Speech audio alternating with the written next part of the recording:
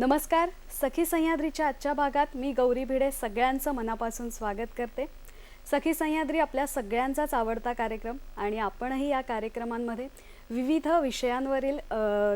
विषयांवर चर्चा करत असतो, तज्ज्ञांचं मार्गदर्शन घेत असतो आणि आजचा विषय सुद्धा असाच खास आहे. पावसाळा सुरू झालेला आहे आणि जसा पावसाळा सुरू होतो तसा इतर आपल्या भाज्यांबरोबरच बाजारामध्ये रानभाज्या सुद्धा मोठ्या प्रमाणावर दिसू लागतात. ज्यांना या रानभाज्यांच्या चवीची आणि औषधी गुणधर्मांची माहिती आहे ती माणसं कधीच या रानभाज्यांपासून लांब जात नाही. अतिशय प्रेमाने आणि निगुतीने या भाज्या करून खाल्ल्या जातात.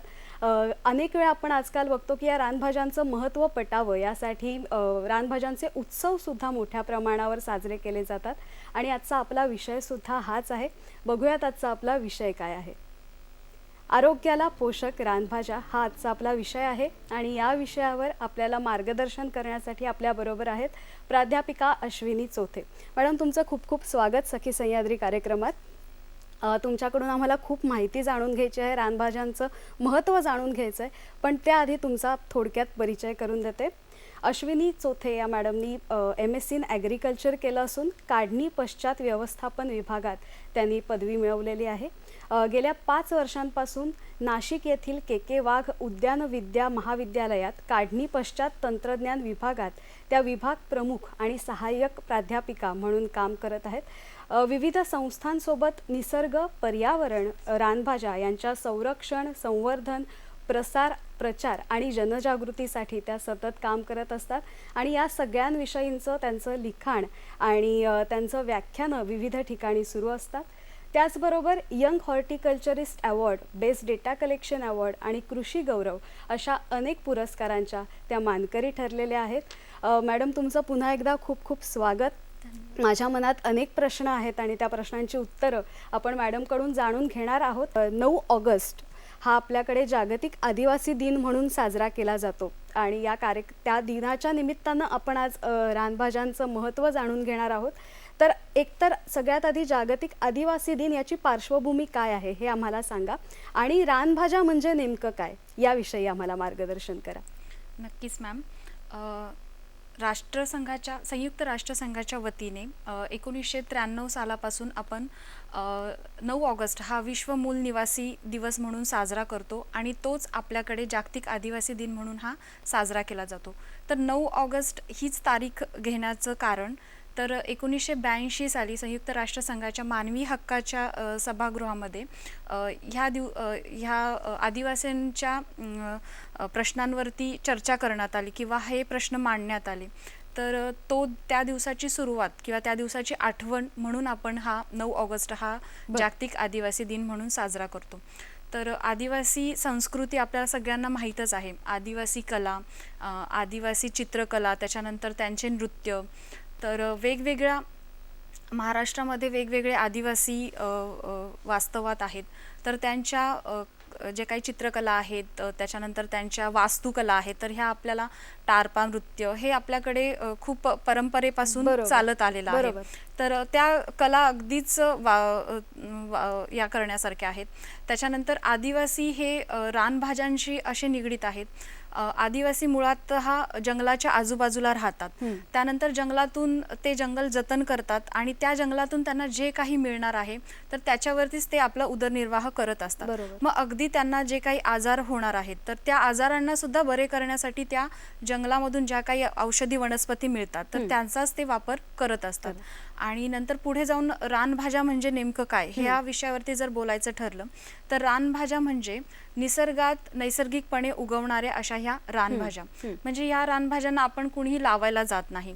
त्या डोंगर कपारीला, पडीक माळ रानावर, रस्त्याच्या कडेला, त्याच्यानंतर नदीच्या किनारी किंवा नदीच्या पाण्यावरती सुद्धा ह्या कुठेही येऊ रानभाज्या कुठेही येतात. काही रानभाज्या ह्या परपोषी सुद्धा आहे, काही बुरशी पण आहेत, जसं आळंबी आहे. तर ह्या बुरशी प्रकारामध्ये मोडणाऱ्या अशा ह्या रानभाज्या आहेत. बरोबर. तसं आपण ह्यांच्यावरती कुठल्याही प्रकारचे बुरशीनाशक वगैरे फवारत नाही.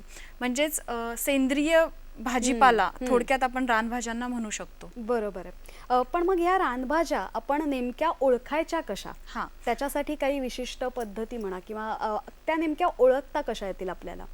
तर रानभाज्या ओळखायच्या कशा म्हटलं तर रानभाज्यांचं जे काही आढळ आहे मुळात तर आपण ते रस्त्याच्या कडेला किंवा डोंगर कपारीला मिळतात असं म्हणू शकतो. तर रानभाज्या ह्या काही तण वर्गामध्ये पण मोडणाऱ्या रानभाज्या आहेत. जसं काही घोळ आहे, चंदन बटवा आहे, चाकवत आहे, माठ, काटेमाठ, ह्या ज्या काही भाज्या आहेत तर ह्या गवत वर्गातील आहेत. पण त्या गवत वर्गातल्याच नसून तर त्या एक रानभाज्याच आहेत.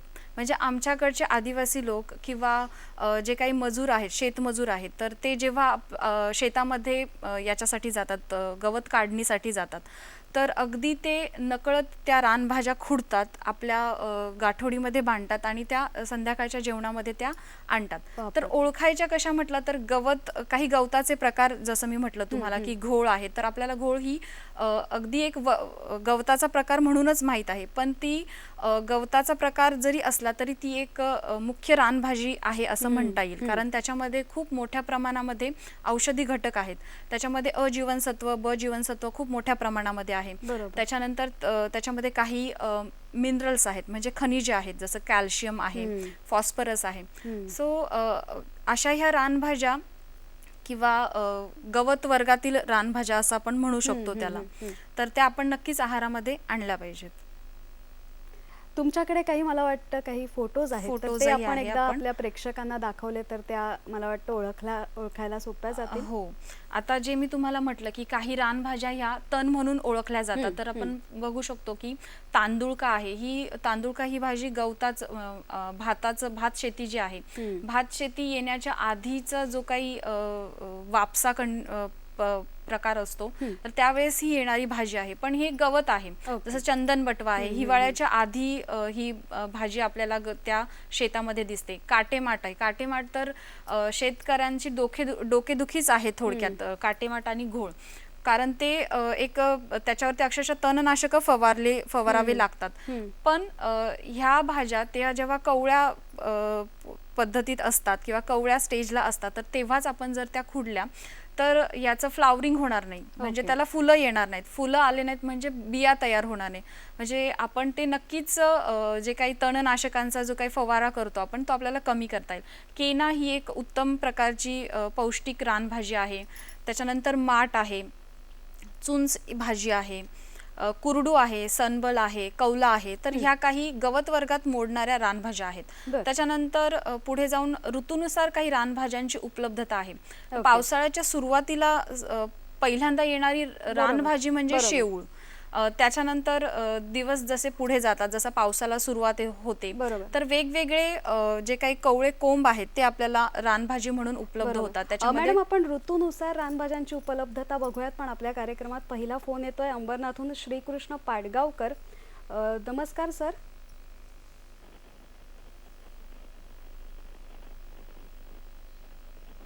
सर नमस्कार. श्रीकृष्ण पाडगावकर अंबरनाथ वरून आपल्या बरोबर जोडले गेले आहेत. नमस्कार सर. नमस्कार. आपला प्रश्न विचारा. बरोबर विचारा. हा, 3 प्रश्न आहेत माझे. पहिला प्रश्न असा आहे की काटेसावर किंवा कंटकारी याचे औषधी उपयोग माहिती आहेत, पण याची भाजी किंवा अन्नाला पोषक अशी भाजी कशी तयार करायची. दुसरा प्रश्न असा आहे की अळंबी ही विषारी आहे का बिनविषारी हे ओळखायचं कसं. आणि तिसरा प्रश्न असा आहे की बऱ्याच वेळेला या रानभाज्या या गावाच्या ठिकाणी किंवा शहराच्या ठिकाणी लावायची असेल तर त्या संबंधात आपण काय मार्गदर्शन कराल? धन्यवाद. धन्यवाद सर आपल्या प्रश्नासाठी. त्यांचे एकूण 3 प्रश्न आहेत आणि एकतर त्यांना औषधी उपयोग त्यांना माहिती आहेत, पण अन्न शिजवताना त्याची भाजी करताना नेमकी ती कशी करावी हा असा एक प्रश्न आहे. त्याचबरोबर बिनविषारी आणि विषारी भाजी ही कशी ओळखावी हा प्रश्न आहे. आळंबी ही भाजी कशी ओळखावी हा प्रश्न आहे. आणि त्याचबरोबर रानभाज्या जर शहरामध्ये त्याची लागवड करायची असेल तर नेमकी प्रक्रिया काय किंवा कशा प्रकारे करावी? त्यांच्या पहिल्या प्रश्नाला मी उत्तर देईल की काटेसावर, तर काटेसावरचं खाण्यायोग्य भाग म्हणजे ती जी फुलं असतात गुलाबी रंगाची, तर तो आपण खाण्यायोग्य भाग समजला जातो. तर त्याच्या फक्त पाकळ्या घ्यायच्या आहेत. तर त्या पाकळ्या आपण बाजूला करायच्या. त्याच्यातला श्रीकेसर आणि पुंकेसर हा जो भाग आहे फुलांचा तो आपण बाहेर काढायचा आहे. आणि जी आपण साधी भाजी करतो की कांदा, लसूण, मिरची, जी आपली सोपी पद्धत आहे त्या पद्धतीने त्याला फोडणी द्यायची आहे. पुढे जाऊन काटेसावराचे जे काही दोडे तयार होतात किंवा आपण त्याला फळाचा भाग म्हणतो, तर ते कच्च्या स्वरूपात जेव्हा असतात तेव्हाही त्याची भाजी केली जाते. अशा पद्धतीनेच त्याची ही भाजी करायची आहे. नंतर सरांनी म्हटलं की आळंबीचे प्रकार, तर आळंबीच्या बाबतीत काही खाण्यायोग्य आळंबी आहेत आणि काही विषारीही आळंबी आहेत. तर मी तर त्यांना असंच सजेस्ट करेल की तुम्हाला जाणकारांकडूनच तुम्ही त्या खरेदी करा, कारण जे काही आदिवासी लोक आहेत तर ते बरोबर त्याच्यामध्ये पारंगत असतात, त्यांना जास्त माहिती असतं. तर अशा लोकांकडूनच तुम्ही ते खरेदी करा, जेणेकरून आपल्याला ते बिनविषारी आहेत की विषारी आहेत याच्याबाबत शंका राहणार नाही. आणि आळंबीच्या बाबतीत तर विशेष सांगायचं तर ह्या एक ठराविक ठिकाणीच जंगलामध्ये उगवल्या जातात आणि तिथूनच हे आदिवासी लोक ते गोळा करतात आणि विक्रीसाठी उपलब्ध करतात. आणि त्याच्या बाबतीत थोडंसं काळजी घेणं अगदीच गरजेचं आहे, कारण शेवटी बुरशी आहे ती. बरोबर आहे. तर खाण्यासाठी वापर करताना नक्कीच त्याचा थोडा काळजीपूर्वक वापर करावा. बरोबर आहे. मॅडम, आपल्याकडे ऋतूनुसार भाज्या बनवायची किंवा खायची एक पद्धत आहे किंवा परंपरा आहे, तर मग या रानभाज्यांची ऋतूनुसार उपलब्धता तुम्ही मगाशी सांगत होता, ती आम्हाला एकदा सांगा. आणि मग कोणत्या ऋतूत कुठल्या भाज्या खाव्यात याबद्दल सुद्धा थोडं मार्गदर्शन करा. तर मगाशीच आपण बोललो की शेवूळ नंतर आपल्याला पहिल्या 2 पानांवरती येते ती म्हणजे तरोट्याची भाजी. अगदी सर्रास भारतात सगळीकडे तरोट्याची भाजी येते आणि त्याला असा कडवट असा वासही असतो. तर पावसाळ्यामध्ये आपल्याला 2 पानांवरती आलेली ही तरोट्याची भाजी आपल्याला खायची आहे. त्याच्यानंतर केना आहे, कवळी भाजी आहे, त्याला आपण सफेद मुसळी असंही म्हणतो. त्याच्यानंतर जसं जसं पावसाळा संपतो तर कोहरुळचा कवळा पाला आपल्याला मिळतो, खडक तेरी मिळते, सापूडचे दांड मिळतात. तर ह्या भाज्या आपण खाण्यासाठी आणू शकतो. त्याच्यानंतर जसा हिवाळा सुरू होतो तर हिवाळ्यामध्ये काही रानफळं जे कच्च्या स्वरूपात आपण खाऊ शकतो. त्याच्यानंतर चंदन बटवाची भाजी ही हिवाळ्यातच येणारी आहे आणि अतिशय थंड भाजी असणारी, थंड गुण दाखवणारी भाजी असल्यामुळे आपण ती नक्कीच त्यावेळेत आहारात आणू शकतो. त्याच्यानंतर मी तुम्हाला काही रानफळं इथे दाखवू इच्छिते. तर टेंभुर्णी, घुगुरवळ, घुंब, आळीव ही फळं साधारण उन्हाळ्याच्या मोसमामध्ये येणारी फळं आहेत. तर ही पिकलेल्या स्वरूपातही खाल्ली जातात, त्याच्यानंतर कच्च्या स्वरूपात भाजी करूनही खाल्ली जातात. त्यानंतर पुढे जाऊन करटुले आपल्या सगळ्यांना माहीतच असतील, कारण आता सध्या बाजारामध्ये सगळीकडे करटुले दिसतच आहेत आणि प्रत्येकाला करटुल्याच्या भाजीबद्दल विशेष आकर्षण आहे, कारण ती तेवढीच पौष्टिक आणि औषधी सुद्धा आहे.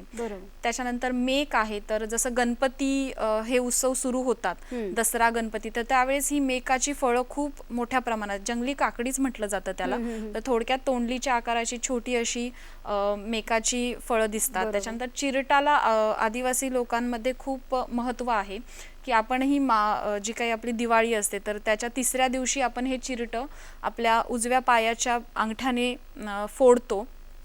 तर त्यामध्ये खूप म्हणजे शास्त्रीयदृष्ट्याही काही भावना आहेत आणि एक आदिवासी संस्कृती म्हणूनही काही भावना आहेत. त्याच्यानंतर पुढे जाऊन आपण पेंढार, भोकर, काकड ही अशा पद्धतीची रानफळं आपल्याला मिळतात. त्याच्यानंतर रानभाज्या म्हणजे नुसतंच रानफळं आणि रानभाज्या नाहीत, तर त्याच्यामध्ये काही बिया सुद्धा येतात. तर काही बिया म्हणजे जसं काही तोरणाच्या बिया आहेत, तर तोरणाचं फळ पिकलेल्या स्वरूपात खाल्लं जातं आणि त्यानंतर त्याच्या बिया तर त्याही भाजून खाल्ल्या जातात. कहांडोळ आहे, त्याला आपण घोस्ट प्लांट असंही म्हणतो, कारण हे रात्रीच्या अंधारात भूतासारखं दिसणारं झाड आहे म्हणून त्याला बरं. घोस्ट प्लांट असं म्हटलं जातं.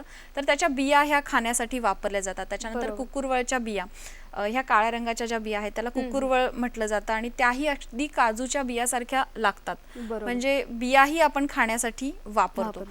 त्यानंतर काही बुरशीचे जे प्रकार आहेत, भुईफोड आहे, भूछत्र आहे, वाथरट आहेत, त्याच्यानंतर सात्या आहेत, तर हे काही बुरशीचे प्रकार आहेत तर तेही आपण खाण्यामध्ये वापरतो. काही परपोषी वनस्पती सुद्धा आहेत. म्हणजे परपोषी म्हणजे दुसऱ्या झाडांवरती वाढणारे. तर रुखाळूचा हे इथे मी विशेष उल्लेख करेल कारण हे पूर्णपणे दुसऱ्या वनस्पतीवरती येणारं झाड आहे. पायरचं झाड तसंच येतं. त्याच्यानंतर खडक तेरी म्हणून आमच्याकडे खूप मोठ्या प्रमाणावरती खडकाच्या बाजूला येणारी अशी ही रानभाजी, बर रॉकी आउटग्रोथ आपण म्हणू शकतो त्याला. बर त्याच्यानंतर काही कंद आहेत की जे कंद आपण भाजून खाण्यासाठी वापरतो किंवा ते बरोबर. उकडून शिजवून खाल्ले जातात. कंदांमध्ये थोडी खाजवण्याचा ऑक्झलेट्स असतात, कॅल्शियम ऑक्झलेट्स, तर ते रिड्यूस करण्यासाठी आपण त्याच्यामध्ये काही आंबट पदार्थ वापरतो. जसं बोंडाऱ्याचा पाला आहे, काकडची फळं आहे, चिंच आहे, आंबोशी आहे. तर अशा प्रकारचे जे काही नॅचरली उपलब्ध होणाऱ्या भाज्या आहेत तर त्याही आपण वापरतो. बरोबर बरोबर तर असे काही कंद, शेंगाही आहेत, रानफुलं आहेत. रानफुलं सुद्धा आहारामध्ये घेतले जातात. जसं आपण ऋतूनुसार म्हणत आहोत तर साधारण हिवाळ्यामध्ये आणि उन्हाळ्यामध्ये ही रानफुलं आपल्याला खाण्यासाठी उपलब्ध उपलब्ध आहेत. असतात. बरोबर. बहावाची फुलं पण बरोबर. आपल्याला बरोबर बरोबर मॅडम, एक खाण्यासाठी आहेत. मगासचा प्रश्न आपला राहिला की आपल्याला श्रीकृष्ण सरांनी विचारलं होतं की शहरामध्ये जर रानभाज्यांची लागवड करायची असेल तर नेमकं काय करावं, कशी करावी? शहरामध्ये जर आपल्याला मुळात तर जागेचा हा हे आहे, तर जागेअभावी आपण छोट्या कुंड्यांमध्ये, टेरेस गार्डनमध्ये ज्या रानभाज्यांची अभिवृद्धी बियांद्वारे होते तर त्या रानभाज्या आपण गोळा करून किंवा त्यांच्या बिया गोळा करून, जसं आपण मेथी लावतो, जसं पालक लावतो, तर तशा पद्धतीने आपण ह्या रानभाज्या लावू शकतो. लावू शकतो. मग त्याच्यामध्ये तुम्ही चंदनबटवा लावू शकता, चाकवत लावू शकता, बर. माठ लावू शकता.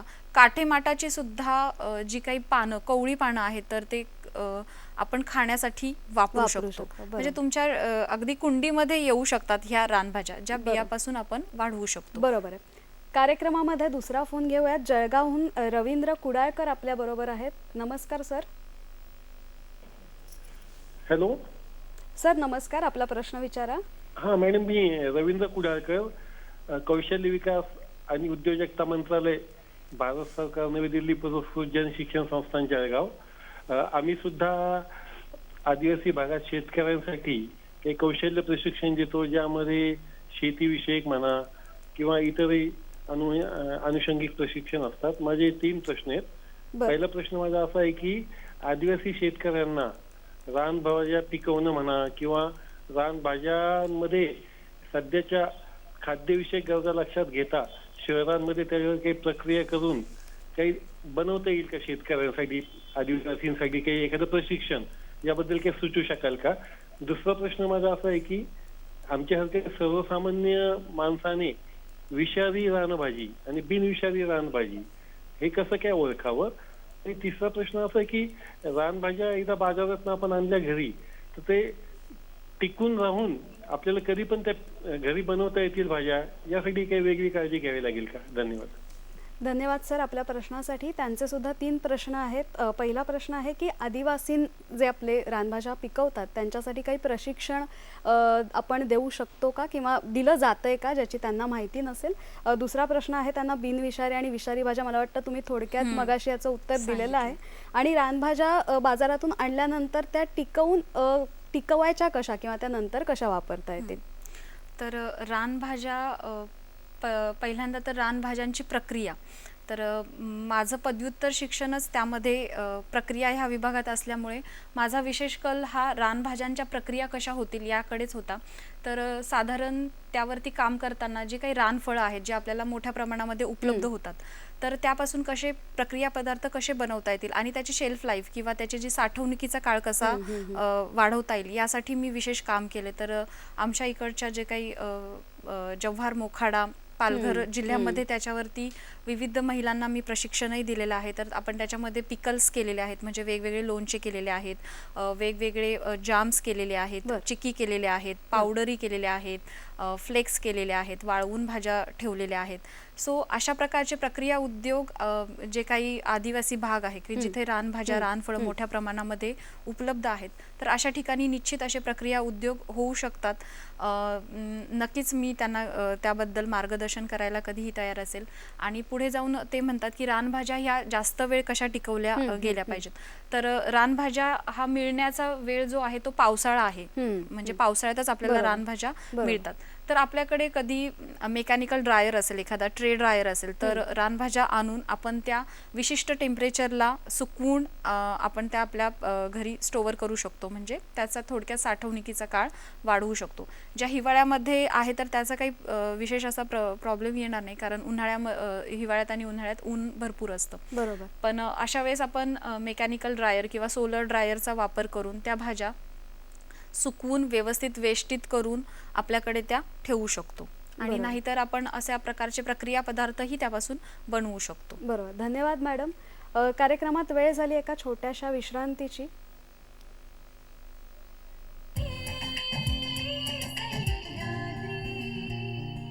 सखी सह्याद्रीच्या या विशेष भागात विश्रांतीनंतर पुन्हा एकदा सगळ्यांचं स्वागत. आता मला एका महत्त्वाच्या मुद्द्याकडे मॅडमना न्यायचं आहे की रानभाज्या आणि त्या खाण्याच्या पद्धती किंवा त्या खायच्या की नाही याबद्दल लोकांमध्ये अनेक गैरसमज आहेत, काही चुकीच्या समजुती आहेत. तर मला मॅडमना विचारायचं आहे की रानभाज्यांचं आपल्या आहारातलं, सर्वसामान्यांच्या आहारातलं महत्त्व नेमकं काय आहे. आणि काही रानभाज्या आपण मगासपासून ऐकतोय की त्या विशिष्ट ऋतूमध्ये या भाज्या खाव्यात, त्या भाज्या खाव्यात. तसंच दैनंदिन आयुष्यात सुद्धा आपल्याला कुठल्या रानभाज्यांचं सेवन करता येईल याबाबत मॅडम तुम्ही आता मला मार्गदर्शन करावं. तर रानभाज्या ह्या आपल्याला शरीराच्या दृष्टीने अतिशय उपयुक्त आहेत. तर प्रथम मुद्दा मी हा चर्चा करू इच्छिते, कारण आपल्याकडे आता बुरशीनाशकांचा तसंच पेस्टिसाइड्स याचा वापर खूप मोठ्या प्रमाणामध्ये वाढत आहे. तर रानभाज्या ह्या नैसर्गिकपणे उगवत असल्यामुळे त्याच्यावरती कुठल्याही प्रकारची बुरशीनाशकाची किंवा पेस्टिसाइड्सची कसलीही फवारणी केली जात नाही. म्हणजे त्याच्यामध्ये जो काही केमिकल आहे तर ते नसणार आहे. बरोबर. त्यामुळं मुळातच ह्या रानभाज्या आपण सेंद्रिय भाजीपाला म्हणून नक्कीच हे करू शकतो, वापर करू शकतो. बरोबर. शिवाय त्यामुळेच त्या आहारासाठी आपल्या अगदीच महत्त्वाच्या महत्त्वाच्या आहेत. आहे. बरोबर. त्यानंतर आपल्या रानभाज्यांमध्ये काही औषधी घटक असे आहेत की ज्याच्यामध्ये खूप मोठ्या प्रमाणामध्ये खनिजांचे प्रकार आहेत. त्याच्यात जीवनसत्व आहेत, अजीवनसत्व, ब जीवनसत्व, त्याच्यानंतर क जीवनसत्व.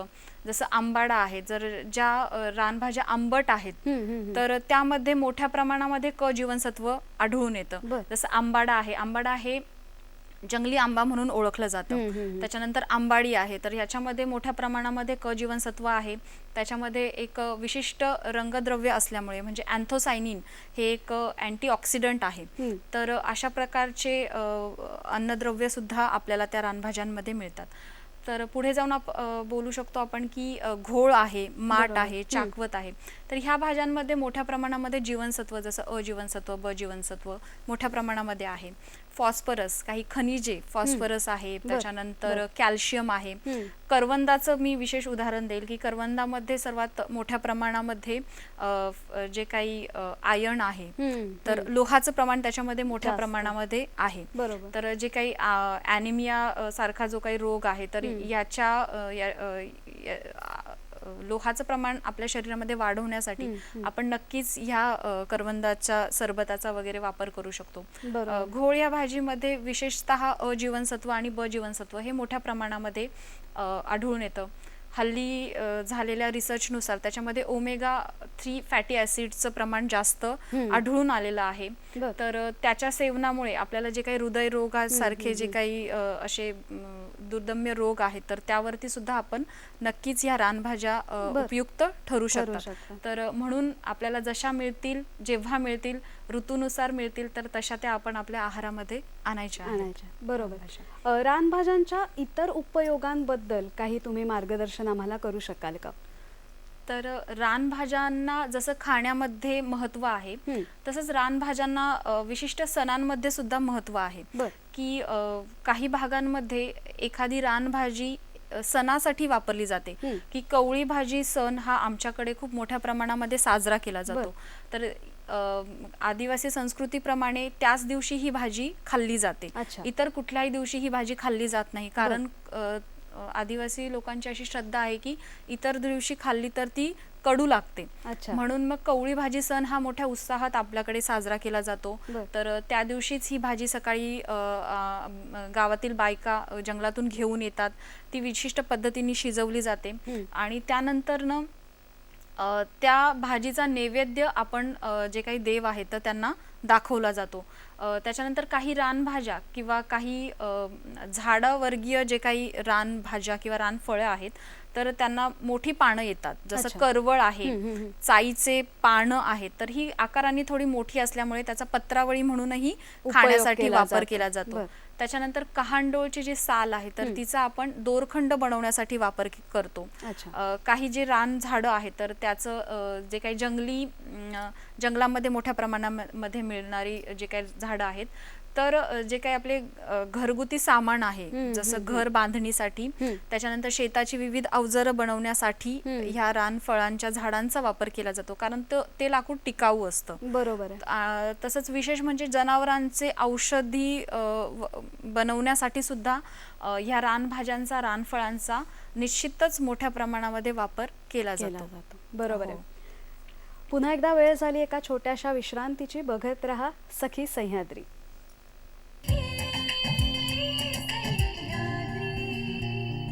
नमस्कार. विश्रांतीनंतर सखी सह्याद्री या कार्यक्रमात पुन्हा एकदा आपलं स्वागत. कार्यक्रमात वेळ झाली आहे पुढचा फोन घेण्याची. अमरावतीहून किशोर जवदाळ आपल्या बरोबर आहेत. सर नमस्कार.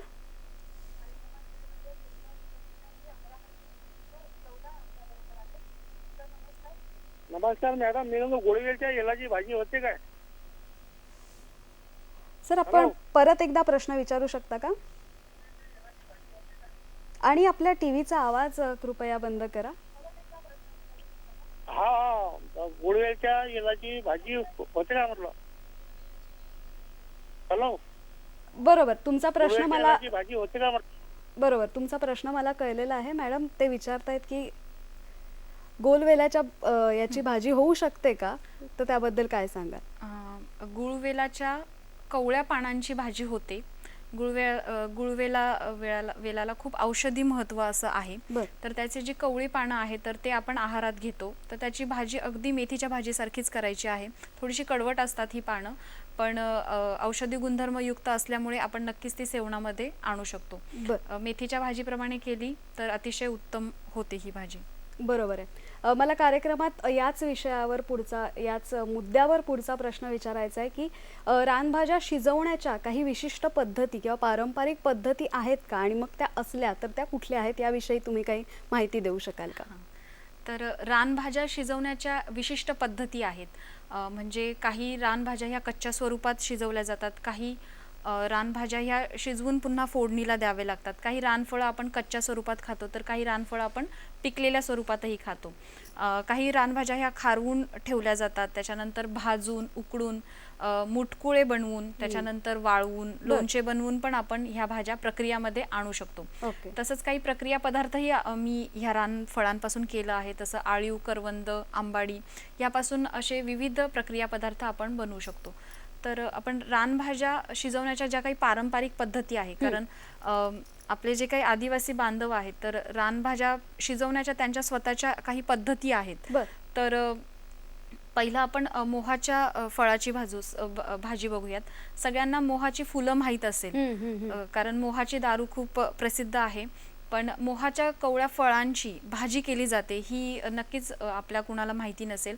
तर ही अशी कवळी फळं आणले जातात जंगलातून. त्याच्यानंतर त्याच्यावरची जी साल आहे ती काढली जाते, आतल्या बिया काढल्या जातात आणि त्यानंतर ती कापून शिजवून ते कुस्करून मग जे त्यांच्याकडे मसाले उपलब्ध असतील, लाल तिखट, त्याच्यानंतर लसूण, हळद, अशा प्रकारचे मसाले घालून पुन्हा थोड्या तेलामध्ये परतवली जाते आणि अशी ही मोहाच्या कवळ्या फळांची भाजी केली जाते. त्याच्यानंतर कोहुरूळचा पाला जो आपल्याला साधारण हिवाळ्यामध्ये मिळतो, तर मेथीच्या भाजीसारखीच ही भाजी शिजवली जाते. बरं. साधी लसूण हिरवी मिरचीची फोडणी त्याला दिली जाते आणि अतिशय चविष्ट अशी ही कोहुरूळच्या पाण्याची भाजी आपण खाऊ शकतो. आता ही भाजी शिजवावी लागत नाही. मोहाची फळं आपण शिजवून घेतली होती. अच्छा. म्हणजे रानभाजी करण्याची सुद्धा एक पद्धत आहे. काही हम्म. भाज्या ह्या शिजवून घ्याव्या लागतात, काही भाज्या अक्षरशः भाजून सुद्धा घ्याव्या लागतात. पुढे मी तुम्हाला तेही भाजी दाखवते. त्याच्यानंतर नाडुकलीच्या फुलांची भाजी आहे. बरं. तर फुलं आपण विशेष असं बघतो की फुलं हे गजऱ्यामध्ये चांगले दिसतात, पण आमच्याकडे आम्ही रान फुलं म्हणतो त्याला, आणि काही रान फुलांची सुद्धा आम्ही भाजी करून खातो. बरं. तर ही नाडुकलीची फुलं आहे, साधारण उन्हाळ्यामध्ये आपल्याला उपलब्ध होतात. बरोबर, तर त्याची बरोबर. सुद्धा आपण उकळून पिळून जे काही पाणी आहे ते काढतो. आणि जो मसाला आहे आपल्याकडे, आदिवासी बांधव कधीच त्याच्यामध्ये दुसरं काहीही घटक टाकणार नाही. बरोबर. त्याच्याकडे जे हळद मीठ मिरची असेल त्याच्यावरती त्या रानभाज्या ह्या शिजवल्या जातात. बरोबर. मॅडम, आपण पुढच्याही पद्धती बघूयात, पण त्याआधी कार्यक्रमात एक फोन घेऊयात. जळगावहून मीना सैंदाणे आपल्या बरोबर आहेत. नमस्कार मॅडम.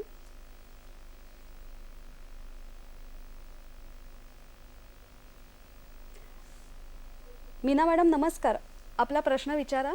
मॅडम नमस्कार. मी मीना नमस्कार. सैंदाणे बोलते जळगाववरून. माझा प्रश्न असा आहे मॅडम की ड जीवनसत्व असलेल्या रानभाज्या कोणत्या? बर. आणि दुसरा प्रश्न असा आहे की बांबूच्या झाडाला जी फळे फुले लागतात हम्म, ती पण आपण रानभाज्या म्हणून खातो, हम्म. तर त्या फळा फुलांचे गुणधर्म कोणते आहे हे मॅडमला मला विचारायचं. मॅडमांनी सविस्तर मला सांगावं. बरोबर. आणि मी बरोबर. आभारी आहे मॅडमांचे की मॅडम आज इथे आल्या आणि आम्हाला बरोबर. सगळी माहिती देत आहेत. तर यस यस, धन्यवाद आपल्या प्रश्नासाठी. मॅडम, त्यांचे दोन प्रश्न आहेत. एक तर ड जीवनसत्व असलेल्या रानभाज्या कुठल्या, आणि दुसरा प्रश्न म्हणजे बांबूच्या झाडांवरची जी फळं येतात किंवा फुलं येतात ती खाल्ली जातात, तर मग त्यांचे नेमके गुणधर्म काय आहेत याबद्दल त्यांना माहिती हवी आहे. तर ड जीवनसत्वासाठी आपण जो काही आपला नैसर्गिक स्तोत्र आहे, उजेड किंवा सनलाईट, सूर्यप्रकाश, तर ह्यामध्ये आपल्याला ड जीवनसत्व मोठ्या प्रमाणामध्ये भेटतं. रानभाजीमध्ये कुठल्याही प्रकारचं ड जीवनसत्व माझ्या तरी अभ्यासात अजून आलेलं नाहीये. बरं. आणि मॅडमचा पुढला प्रश्न असा होता की बांबू, तर बांबूमध्ये साधारण 12 वर्षांनी एकदाच फुलोरा येतो. अच्छा.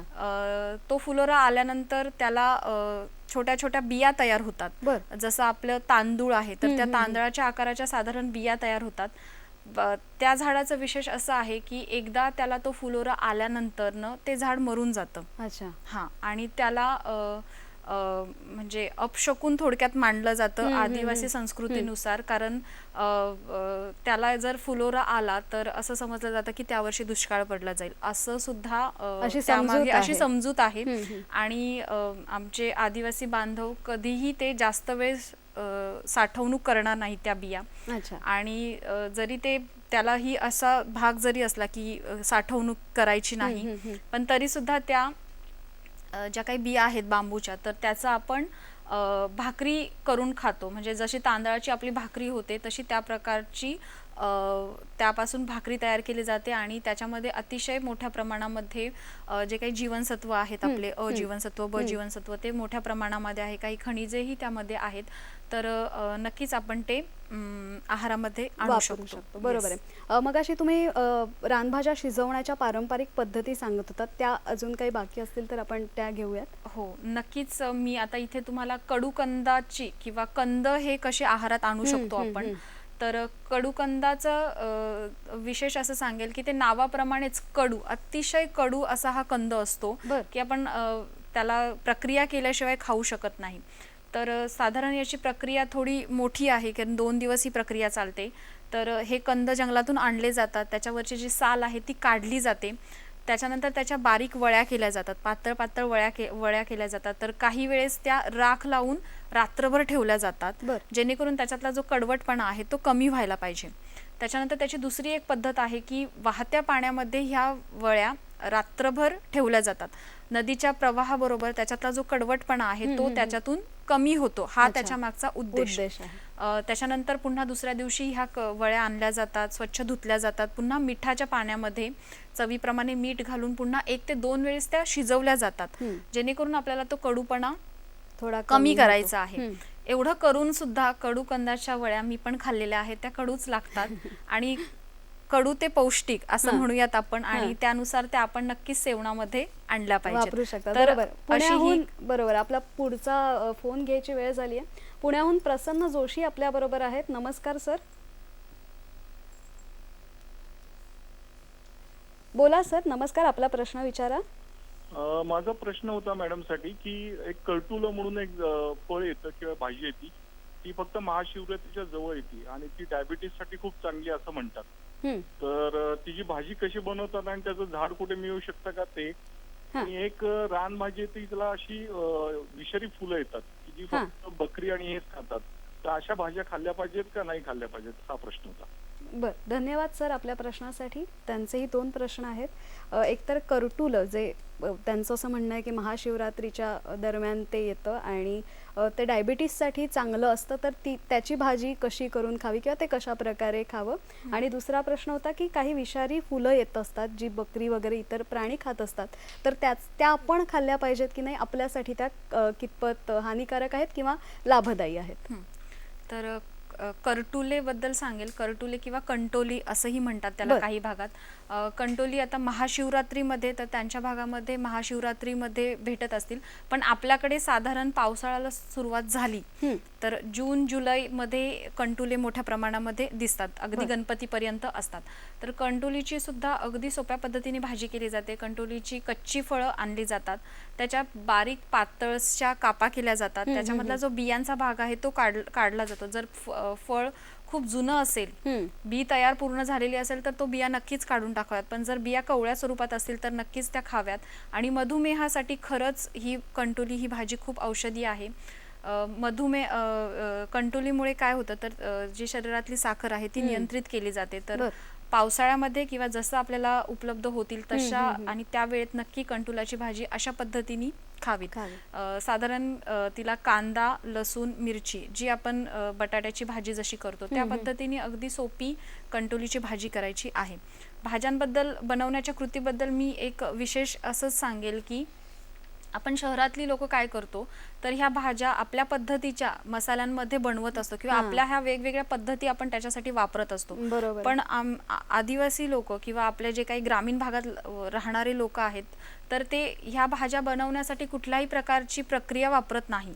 जे त्यांच्याकडे उपलब्ध आहेत, साधं हळद, मीठ, मिरची, हिरव्या मिरच्या, जे काही असेल, लसूण, तर त्यामध्ये ह्या शिजवतात आणि त्यामध्ये किंवा त्या प्रकारे त्या शिजवल्यामुळे त्याच्यातले जे काही औषधी गुणधर्म आहे किंवा त्याची जी नैसर्गिक चव आहे ती सुद्धा आपल्याला चाखायला मिळते. आणि आपण आपल्या पद्धतीने केल्यामुळे काय आहे की ती जी भाजी कडू आहे किंवा तुरट आहे तर ती चव आपण कमी करतो थोडक्यात. तर माझं असं सगळ्यांना निवेदनही असेल की आपण ज्या रानभाज्या खाण्यामध्ये वापरणार आहात तर त्याच्या अगदी सोप्यात सोप्या पद्धतीने तुम्ही त्या शिजवा आणि तुमच्या आहारात आणा. त्याच्यामध्ये कुठल्याही प्रकारचे मसाले वापरू नका, गोडा मसाला, वेगळा मसाला, कुठे इतर मसाले वापरू नका. बरोबर आहे. मॅडम, मला आता अतिशय महत्त्वाच्या मुद्द्याकडे तुम्हाला न्यायचं आहे की मी मगासपासून करोना हा विषय टाळत होते, पण या करोना काळामध्ये सर्दी, खोकला, ताप, दमा या सगळ्या आजारांना एक वेगळ्या प्रकारचं महत्त्व प्राप्त झालेलं आहे. महत्त्व अशासाठी की ही सगळी लक्षणं करोनाची असल्यामुळे. तर या सगळ्या लक्षणांवरती सुद्धा रानभाज्या काही उपयुक्त अशा रानभाज्या आहेत, औषधी गुणधर्म या रानभाज्यांचे आहेत, तर त्याबद्दल थोडंसं मार्गदर्शन आम्हाला केलं तर बरं होईल. हो, नक्कीच मॅडम. तशा रानभाज्या बघायला गेला तर माझ्या माहितीत, माझ्या अभ्यासामध्ये जवळजवळ 150 पर्यंत मी रानभाज्यांचा अभ्यास केला आहे. त्यातल्या ज्या तण वर्गातल्या रानभाज्या आहेत तर त्या आपल्याला अगदीच सहजपणे उपलब्ध होतील. अगदीच जंगलामध्ये इंटेरियरला जाऊन अशा रानभाज्या आपल्याला मिळणार नाही, कारण आता ह्या खूपच संपुष्टात आलेल्या आहेत. पण ज्या आपल्याला तण म्हणून उपयोगात, म्हणजे तण म्हणून वाढलेल्या ज्या रानभाज्या आहेत तर त्या अतिशय पोषक घटकांनी उपयुक्त आहेत. जसं गुळवेल आहे, चाकवत आहे, चंदन बटवा आहे, तर ह्या आपल्याला अगदी आता बाजारातही उपलब्ध होतात. तर ह्या रानभाज्यांचा रोगप्रतिकारक क्षमता वाढवण्यासाठी नक्कीच आपण वापर करू शकतो. आणि जशा ज्या काही दुर्मिळ होत जाणाऱ्या रानभाज्या आहेत तर त्या मिळाल्या तर मी उत्तमच म्हणेल, कारण स्रोत कमी होत चाललाय रानभाज्यांचा. त्यामुळे आपण संवर्धनाकडे कसं बघता येईल, तर त्याची काळजी कशी घेता येईल, तर ह्याकडे आपण नक्कीच लक्ष दिलं पाहिजे. बरोबर आहे. पण मग या रानभाज्या घेत असताना, अशा औषधी गुणधर्म असताना, त्यासाठी वैद्य किंवा तज्ज्ञांचं मार्गदर्शन आधी घेणं गरजेचं आहे. आहे. हो, कारण औषधी रानभाज्या आपण जेव्हा म्हणतो तर त्या कोणत्या स्वरूपात घ्याव्या, त्याचा कुठला पार्ट आपण औषधासाठी म्हणून वापरावा. कारण रानभाजी जरी दिसायला ती हिरवा पालेभाज्या असला पण तिचं मूळ उपयोगात असतो आणि आपण घेतो की तिचा पाला जर सेवनात आणला तर कदाचित त्याचा दुसरा इफेक्ट होऊ शकतो. त्यामुळे जेव्हा रानभाज्या आपल्याला जर माहीतही असेल की ही रानभाजी ह्या गोष्टीसाठी आपण आहारात आणायची आहे, पण तरीही त्यापूर्वी त्या सेवन करण्यापूर्वी आपण नक्कीच जे काही वैद्य लोक आहेत, जाणकार लोक आहेत, स्थानिक वैद्य लोक आहेत, तर त्यांचा आपण सल्ला घ्यावा आणि मगच त्याचा औषधी म्हणून वापर करावा. बरोबर आहे. यानंतर रानभाज्यांच्या संवर्धनाविषयी आपण अधिक माहिती जाणून घेणार आहोत, पण वेळ झाली आहे छोट्याशा विश्रांतीची. बघत रहा सखी सह्याद्री.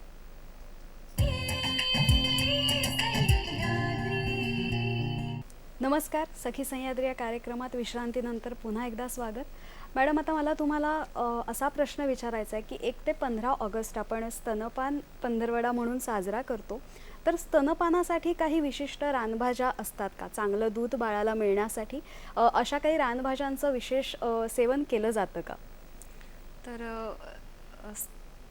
मातेमध्ये दूध वाढीसाठी मोहाचे, जसं मी फळं उपयुक्त आहे असं सांगितलं तुम्हाला, तर मोहाच्या फुलांपासून वेगवेगळे पदार्थ तयार केले जातात. तर लापशी तयार केली जाते, खीर तयार केली जाते, त्या फुलांपासून पोळ्या तयार केल्या जातात. तर ह्या मोहाच्या फुलांपासून जे पदार्थ बनवले जातात तर ते स्तनदा मातांच्या दूध वाढीसाठी नक्कीच उपयुक्त आहेत. तर फक्त स्तनदा मातांसाठीच असं नाही, तर जे काही लहान मुलं आहेत तर लहान मुलांना सुद्धा त्यापासून बनवलेले पदार्थ दिले जातात. तर का तर त्यांच्यामध्ये जी काय त्यांची रोगप्रतिकारक क्षमता आहे ती वाढवण्यासाठी, त्यांना थोडक्यात मजबूत बनवण्यासाठी ह्या म्हणजे मोहाच्या फुलांचे वापर केला जातो. म्हणजे मोहाची नुसती दारूच नाही बनली जात, तर त्या मोहापासून आणि आमच्या भागातल्या महिलांनी नक्कीच त्यापासून खूप विशिष्ट असे पदार्थ बनवलेले आहेत आणि ते त्यांच्या आहारामध्ये आणत आहेत. मला 1-2 पदार्थ मला सांगू शकाल का की जे बनवण्यासाठी, आणि आता जे तुम्ही म्हणाल की रोगप्रतिकार शक्ती आपल्याला सगळ्यांनाच वाढवण्याची सध्या गरज आहे, तर 1-2 पदार्थ आम्हाला जर सांगू शकाल? मोहाच्या फुलांची जशी आपण पोळी करतो, पोळ्या करतो, तर त्या पोळ्यां म्हणजे आपल्या ज्या काही चपात्या आहेत तर त्याच्यामध्ये ती फुलं कुस्करली जातात आणि त्याची ती पोळी तयार केली जाते आणि ती लहान मुलांना दिली जाते. त्याच्यानंतर मोहांच्या फुलाचा खोया असा हा एक पारंपरिक पदार्थ आहे की ज्याच्यामध्ये हरभरे, अख्खे हरभरे आणि मोहाचे फुलं हे थोड्या तेलामध्ये भाजले जातात आणि ते जे काही कॉम्बिनेशन आहे की हरभराची डाळ आपल्याला माहिती आहे प्रोटीन युक्त असते, तर त्यासोबत आपण ही मोहाची फुलं देतो. तर मग हा एक असा संतुलित आहार असा तो मुलांना दिला जातो. बरोबर. तर जाम आहे, चिक्की आहे, तर असे पण काही पदार्थ म्हणजे नवीन पदार्थ सुद्धा आपण त्यापासून बनवलेले आहेत. मी स्वतः सुद्धा त्यावरती काम करत आहे. बरोबर आहे. आरोग्याला पोषक रानभाज्या याविषयी आपण बरीचशी माहिती आणि मार्गदर्शन मॅडमकडून घेतलेलं आहे. मॅडम, मला जाता जाता शेवटचा प्रश्न विचारायचा आहे की या रानभाज्यांचं संवर्धन करणं किती महत्त्वाचं आहे आणि ते कशा प्रकारे केलं जाईल किंवा करावं? नक्कीच मॅडम, खूप महत्त्वाचा प्रश्न तुम्ही जाता जाता मला विचारला आहे. मी जसं तुम्हाला म्हटलं की साधारण 150 रानभाज्यांचा मी अभ्यास प्रत्यक्ष केलेला आहे. त्यापैकी साधारण 95 भाज्यापर्यंत मी पोहोचले आहे की मी प्रत्यक्ष बघितल्या आहेत. म्हणजे उरलेल्या ज्या काही 60 भाज्या किंवा त्याहीपेक्षा जास्त भाज्या मला स्वतःला सुद्धा बघायला भेटल्या नाही. तर त्या रानभाज्या नक्कीच आता दुर्मिळ झालेल्या आहेत किंवा अगदीच कमी प्रमाणामध्ये भेटत आहेत. तर ह्या भाज्या नक्कीच जर आपल्या पुढच्या पिढीला जर खायला द्यायच्या असतील तर नक्कीच त्या संवर्धित झाल्या पाहिजेत. तर त्या संवर्धनासाठी अगदीच काही नको करायला, पण रानभाज्या आपल्याला जशा मिळतील जंगलामध्ये तर त्या आणाव्यात, आपल्या परसबागेमध्ये लावाव्यात, त्याच्यापासून बिया तयार कराव्यात, त्या बिया पुन्हा लावण्यायोग्य होईपर्यंत वाढू द्याव्यात आणि पुन्हा त्याचा लागवडीसाठी म्हणजे जसा पावसाळा सुरू होईल तेव्हा त्या लागवडीसाठी वापराव्यात. म्हणजे अशा पद्धतीने आपण त्याचं संवर्धनही करू, प्रचारही करू आणि प्रसारही करू. जी रोपं तयार होतील ती आपण आपल्या बांधावरती लावावीत, मोकळ्या जागेवरती लावावीत, पडीक जमिनीवरती लावावीत आणि भेट म्हणून आपल्या आजूबाजूचे जे लोक आहेत तर त्यांनाही ते लावण्यासाठी द्यावेत. तर अशा पद्धतीने आपण त्याचं संवर्धन करू, प्रसारही करू आणि प्रचारही करू. नक्कीच आपल्या पुढच्या पिढीला त्या रानभाज्या बघण्याला भेटतील आणि खायलाही भेटतील. बरोबर आहे मॅडम. या रानभाज्यांविषयीचा तुमचा इतका वर्षांचा अभ्यास आहे आणि अजूनही तुम्ही, मला वाटतं तुम्ही अजूनही म्हणताय की अजून शिकणं थोडं बाकी आहे. तुम्ही इतक्या वर्षांचा अनुभव तुमच्या पुस्तकामध्ये मांडलेला आहे. हेल्दी रानभाज्या, मला वाटतं पुस्तकाचं तुमचं नाव आहे.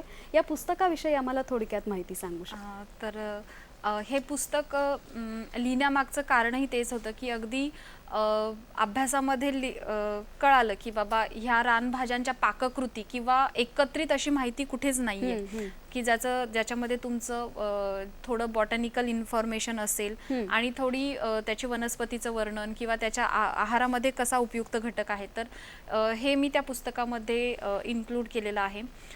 1-2 वर्षापूर्वी साधारण आपण ॲग्रोवनतर्फे आरोग्यदायी रानभाज्या हे सदर सुरू केलं होतं. दर शनिवारी एका रानभाजीविषयी आपण त्यामध्ये पूर्ण माहिती देत होतो. तर त्या माहितीच्या वर आधारित आपण हेल्दी रानभाज्या हे सकाळ प्रकाशनातर्फे पुस्तक आलेलं आहे की ज्याच्यामध्ये सगळी जी काही रानभाज्या अभ्यासक वर्ग आहेत, काही विद्यार्थी आहेत, कारण त्यावेळेत मला खूप संशोधकांचे, विद्यार्थ्यांचे फोन यायचे की कशी ही पद्धती आम्ही लागवडीसाठी कसं वापरू शकतो.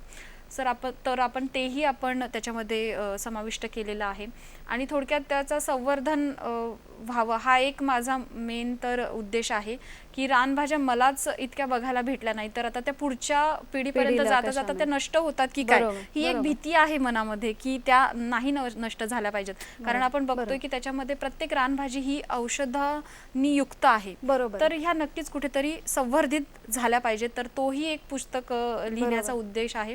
त्याच्यानंतर मिळाल्या तर त्या बनवायच्या कशा, बनवायला येत नाही त्यामुळं पण कदाचित ह्या रानभाज्या दुर्लक्षित होतात. तर तोही एक भाग आहे की तो होऊ नये म्हणूनही आपण त्याच्यामध्ये पाककृती दिलेल्या आहेत. बरोबर.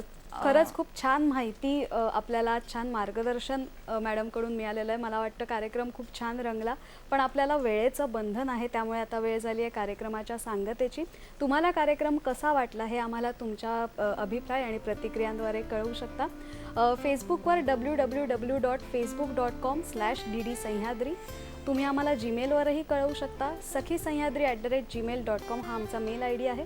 त्याचबरोबर यूट्यूबवर हा कार्यक्रम बघू शकता www.youtube.com/dd सह्याद्रीवर आणि ट्विटर हँडलचं नाव आहे @dd सह्याद्री. या सोशल मीडियावरती तुमच्या प्रतिक्रिया, तुमचा अभिप्राय आमच्यापर्यंत नक्की कळवा. अश्विनी मॅडम, तुम्ही वेळात वेळ काढून इथे आलात आणि इतकं छान रानभाज्यांचं महत्त्व आम्हाला पटवून दिलं, याबद्दल सखी सह्याद्रीच्या संपूर्ण टीमतर्फे मी तुमचे मनापासून आभार मानते आणि निरोप घेते. पुन्हा भेटूयात सखी सह्याद्रीच्या पुढच्या भागात एका नवीन विषयासह. धन्यवाद.